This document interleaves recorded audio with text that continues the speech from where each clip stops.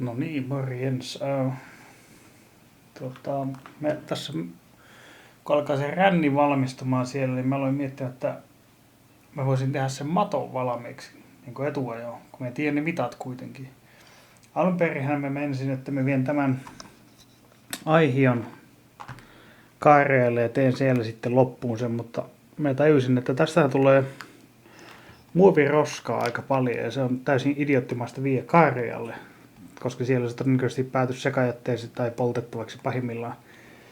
Niin, ja täällä kaupungissa kuitenkin optiona kierrättää kaikki muovi, niin mä ajattelin, että mä teen sen täällä tietenkin. Ja en mä tarvitse oikeastaan mitään muuta työkaluja kuin mitan, hohtimet ja sakset, koska tämä on niin pehmeä tämä pohja, että tuosta menee saksi läpi ihan heittämällä.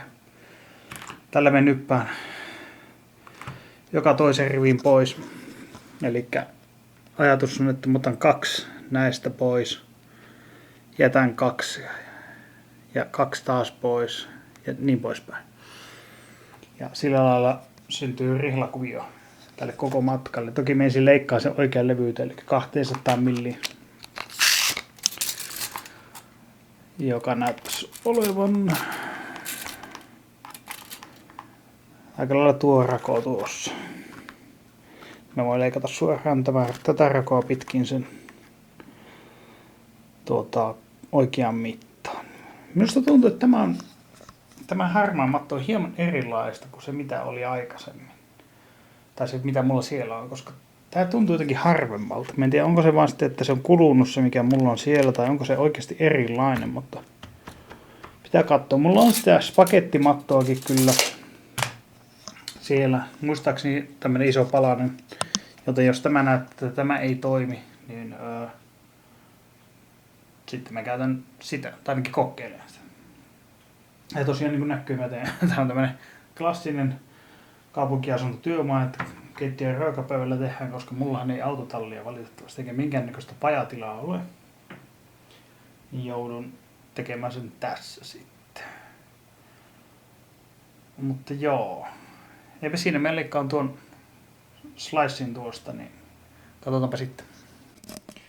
No niin, se oli aika helppo leikata, ei ollut mikään ongelma näillä saksilla. Tosiaan tää on nyt tätä umpipohjaista mattoa. Tässä on joku, tuntuu itse asiassa olevan joku kangas, niin epäilen, että se on, se on vaan päälle liimattu ja se todennäköisesti on siinä sen takia, että se ei ehkä luistaisi ihan niin helposti tuolla lattialla, kun se lattiamatoksi laittaa niin kuin siihen käyttöön, missä se oikeasti kuuluisi olla. Ja itse asiassa, katsotaanpa.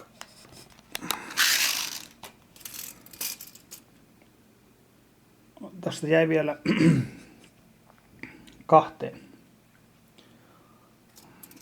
vastaavan matto, että me voin vaikka periaatteessa vetää koko rännin tällä melkein, jos haluaisin. Mutta mä luulen, että yksi riittää. Mä jätän tämän toisen niin kuin varalle. Joo. No sitten, pistäänpä tämän pois tästä tonne lattialle. No, menepäs. Ja seuraavaksi olisi sitten tämä työläinvaihe, käyttää hohtimia, jolloin napsia osa näistä pois. Ja tää pitäisi olla aika helppo homma. Jep, se ei ole niinku noin vaan.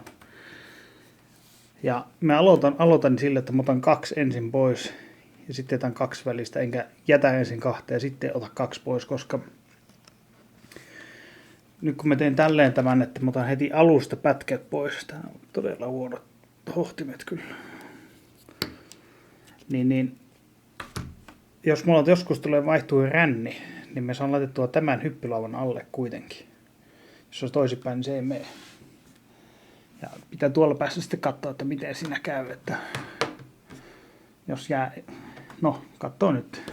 Voi olla, että sinne pitää jättää 3, jos se näyttää, että ei viti yhtä raitaa vaan leikata pois. Se on ihan tyhmää. Mut joo, ja rupean naksuttelemaan näitä pois. Katsotaan Katsotaan miten käy.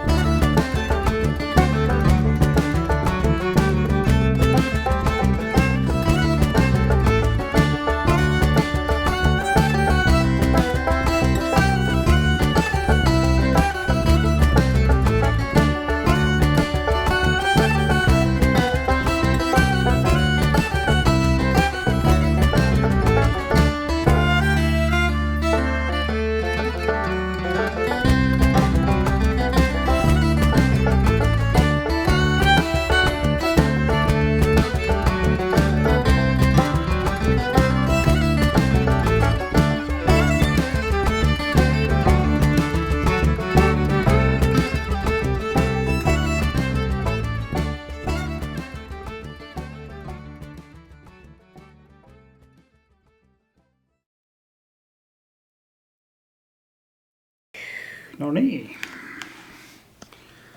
Se oli aika moinen operaatio ja nämä oli itse asiassa aika huonot. Se ehkä johtuu enemmän siitä, että nämä on tosi laaduttomat, koska nämä on tosi jähmeät. Joten mä käytin näitä sitten loppujen lopuksi kuitenkin, mutta nämä taas on tämmöiset tehty ehkä vähän pienemmän kaliberin käälle, koska nämä ei sovi mulle. Oli tosi kivuliasta leikata, mutta no nyt se on kuitenkin tehty. Ja tossa tosiaan kävi kämmi. Oli niin keskittynyt leikkaamaan, että otin vahingossa yhden ylimääräisen rivin tosta. Se nyt ei oikeastaan haittaa ihan hirveästi.